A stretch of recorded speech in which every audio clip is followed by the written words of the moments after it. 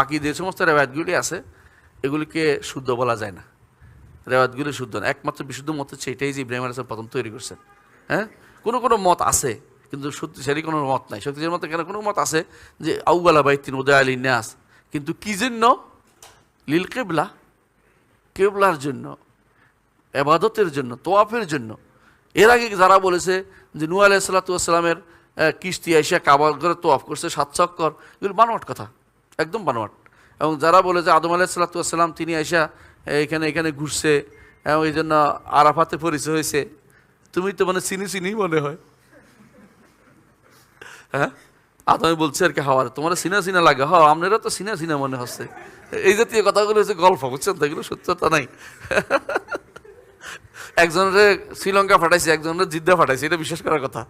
হ্যাঁ, এদের কেমনি একাত্র হইব? হ্যাঁ, বিল্লাহ আলাইকা কাইফা ইসতামি আনে, এই জাতীয় কথাগুলি যখনই দেখবেন এগুলি বেশিরভাগই বানোয়াট হাদিসের কারণ। এগুলি কিছু একজন ওখানে পড়েছে, একজন এখানে পড়েছে। হ্যাঁ, তো এই দুনিয়া কেমন তারা শায়ের করলো কী করে? হ্যাঁ, মানলাম যে ভিতরের নদী ছিল না, কিন্তু বেশ দূর তো ছিল তো। হ্যাঁ, আল্লাহ তাআলা তিনি রহমান রহিম, শাস্তি হিসেবে তো দুনিয়াতে পাঠান না, সুতরাং দুজনকে দুই জায়গায় কেন পাঠাবেন? এই জাতীয় কথাগুলো বিশ্বাস করবেন না। হ্যাঁ, হতে পারে তিনি আদম পিঠে ওখানে দুজনে পাঠাইছেন, হতে পারে জিদ্দাতে কবর একটা আছে বড়, কারণ সবাই মিলে কয় এটা দাদির কবর, মানে হাওয়ার কবর, এটা বিশাল এরিয়া দিয়ে পালাই রাখছে। তোমার কে জানাইলো এটা দাদির কবর? এটা বলতে হবে তোমাকে।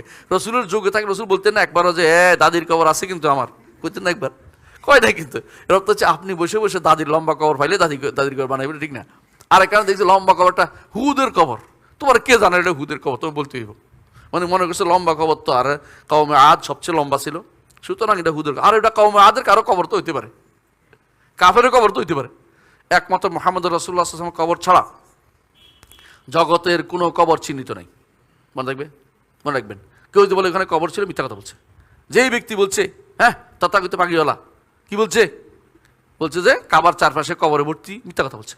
কাবার চারপাশে কোনো কবর নেই, কোনো কবর নেই, ছিল মাটি হয়ে গেছে বহুতাকে।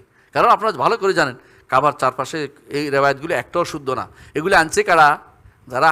যারা ইতিহাস লেখে।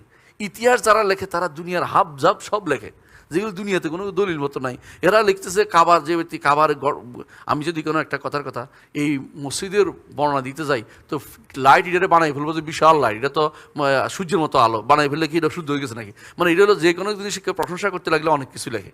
তো যিনি মক্কার প্রশংসা করতে গেছে তিনি বলছে মক্কাতে এত কবর আছে, কোথায় আছে এর খুঁজে পায় না কোথায়, তাড়াতাড়ি করে কাবার এর ভিতরে বলতেছে। এমনকি কেউ ইসমাইলের কবর আছে হেজের ভিতরে, এগুলি কিছুই নাই। কারণ এখন সব জায়গায় নবীদের কবর তো মাটি খায় না, মাটি খায় না। আল্লাহর ইচ্ছা যে এগুলি গোপন করে রাখছেন, কারণ এগুলি কারণে শিরকের হবে এই জন্য।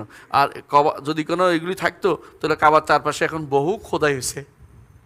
কারণ আপনারা জানেন যে এটাকে কী করছে, পুরা মাটি সরাইয়ে এখানে লাগছে, এখানে সুন্দর পাথর দিচ্ছে, যে পাথরে পা পড়ে না, পা গরম হয় না, দেখছেন না আপনি? হ্যাঁ, এগুলি সব সুন্দর করে নিচ পর্যন্ত আবার করে নতুন করে এগুলি করছে, বেজ করছে। এখন যদি কবর থাকতে, কবর কই গেল? হ্যাঁ, যদি বলেন যে কবর মাটিতে মিশে গেছে, তা আপনার ওদের আকিদাও কিন্তু এটা না, ওরা তো জীবিত রয়ে গেছে নবীরা। হ্যাঁ, ওরা আরও বিপদে পড়বে। হ্যাঁ, তাহলে দুই একটা উঠেই ফেললে হয়, নবী সাহেব আপনি উঠে যান, এতক্ষণ বসে আছেন কি জন্য? তো এটাও তো ভুল।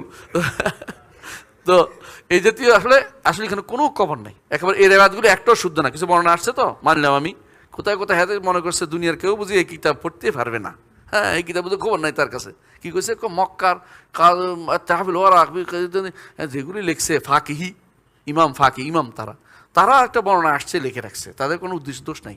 এমনকি যারা লিখেছে ফাঁকে আনবে, আরও যারা লিখছে এই কিতাবগুলোর সনদ নাই, অধিকাংশই দুর্বল বর্ণনা ভর্তি। এগুলি দিয়ে দলিল দিয়ে যে আকিদা সাব্যস্ত করতে হয়, হেরা যেখানে বোখারির রেওয়ায়েত দিয়ে আকিদা মানে না, এখানে দুর্বল বর্ণনা দিয়ে আকিদা সাব্যস্ত করে এখানে কবর বানাচ্ছে। মনে রাখবেন আল্লাহর কি এখানে কোনো কবর একটাও নাই, কোনো কবর নেই। যারা কবর বলে মিথ্যা কথা বলছে। বুঝে আসছে কথাটা?